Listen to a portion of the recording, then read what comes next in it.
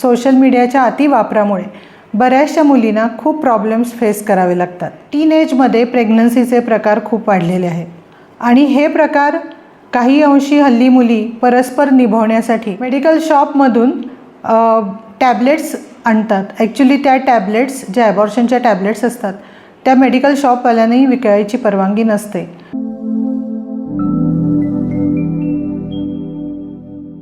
नमस्कार, मी डॉक्टर सरोज शिंदे, जननी हॉस्पिटल, राजारामपुरी, कोल्हापूर। गेल्या व्हिडिओमध्ये आपण मेन्स्ट्रुअल सायकलविषयी माहिती घेतली होती। आता ह्या व्हिडिओमध्ये आपण थोडंसं एज पुढे जाऊन 18 ते 25 वयोगटातील मुलींच्या एकूण शारीरिक आणि मानसिक बदलांविषयी आणि त्यांना ज्या प्रॉब्लेम्स फेस करावे लागतात त्याविषयी थोडक्यात माहिती घेऊया। साधारण 18 वर्षापर्यंतची मुलगी ही शारीरिकदृष्ट्या मॅच्युअर झालेली असते आणि ती साधारण आत्ता कॉलेजच्या वयोगटात असते। कॉलेजमध्ये गेल्यानंतर त्यांना खूप फ्रीडम मिळतं। फ्रीडम मिळाल्यानंतर सध्याच्या जगामध्ये सोशल मीडियाच्या अतिवापरामुळे बऱ्याचशा मुलींना खूप प्रॉब्लेम्स फेस करावे लागतात। ते त्यांनी आधीपासूनच समजून घ्यायला पाहिजेत। साधारण मुलगी वयात आली की तिला नैसर्गिक अट्रॅक्शन होतं। बऱ्याचशा मुली या कॉलेजमधल्या मुलांच्या काही फसव्या वाक्याला, फसव्या त्यांच्या वागण्यावरून भुलून जातात आणि अलीकडे आम्ही दरवेळी बघतो की टीनएजमध्ये प्रेग्नन्सीचे प्रकार खूप वाढलेले आहेत आणि हे प्रकार काही अंशी हल्ली मुली परस्पर निभावण्यासाठी मेडिकल शॉपमधून टॅबलेट्स आणतात। ॲक्च्युली त्या टॅबलेट्स ज्या ॲबॉर्शनच्या टॅबलेट्स असतात त्या मेडिकल शॉपवाल्यांनाही विकायची परवानगी नसते, पण तरीसुद्धा इल्लिगली ते औषध ते मेडिकल शॉपवाले विकतात आणि त्या मुली इतक्या मोठ्या प्रॉब्लेमला सामोरे जातात की त्यांना अनियंत्रित रक्तस्राव होतो, हिमोग्लोबिन कमी होतं, पोटामध्ये खूप दुखतं आणि बऱ्याच वेळेला मुलींना इमर्जन्सीमध्ये हॉस्पिटलमध्ये आणावं लागतं।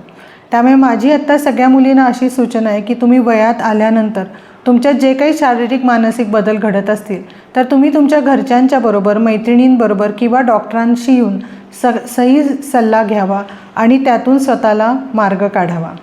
दुसरं म्हणजे ह्या स्टेजमध्ये मुली काही बऱ्याचशा अंशी डिग्री प्राप्त झाल्यानंतर नोकरी करायला लागतात। नोकरी केल्यानंतर आर्थिक त्यांना स्वायत्तता मिळते आणि मग स्पेशली IT मध्ये काम करणाऱ्या मुलींना एका जागी बसून काम करावं लागतं, वेळी अवेळी काम करावं लागतं, रात्रीच्या ड्युटी करावे लागतात आणि त्यामुळे सतत बाहेरचं खाणं, फास्ट फूड खाणं किंवा सतत कॉफी पिणे या सगळ्यांमुळे बऱ्याचशा मुलींची वजनं ही त्यांना निर्धारित वजनापेक्षा खूप जास्त पटीत असतात आणि मग साधारण 25च्या आसपासच्या मुली जेव्हा आमच्याकडे येतात तेव्हा त्यांचं वजन खूप वाढलेलं असतं।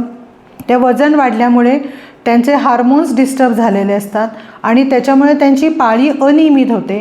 पाळी अनियमित झाल्यामुळे पुन्हा वजन वाढतं आणि वजन वाढल्यामुळे पाळी पुन्हा अनियंत्रित होते, अनियमित होते। तसेच त्यांना शरीरावर वेगवेगळ्या ठिकाणी नको असलेले केस निर्माण होतात।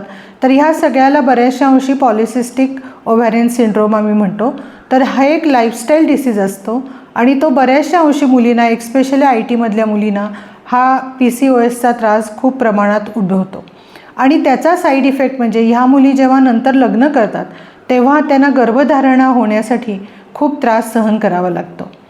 आत्ता 25शीपर्यंत सर्व मुलींना मला एक ॲडवाईस द्यावासा वाटतो की सर्वायकल वॅक्सिनेशन जे आहे ते तुम्ही पूर्ण करा जर तुमचं आधी राहिलेलं असेल तर तेवढा सल्ला मात्र तुम्ही आत्ता 25पर्यंत करायला हवा। आता यापुढच्या भागामध्ये आपण लग्न होण्याच्या आधीचे मुलींनी काय तयारी करायला पाहिजे याविषयी माहिती घेऊया। धन्यवाद।